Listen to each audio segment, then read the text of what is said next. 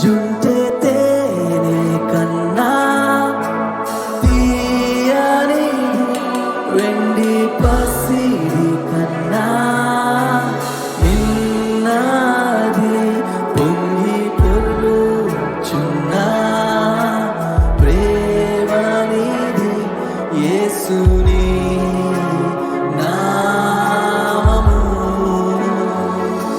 సూర్యకాంతి కన్నా ప్రకాశమైనది పండు వెన్నెల కన్నా నిర్మలమైనది మంచు కొండ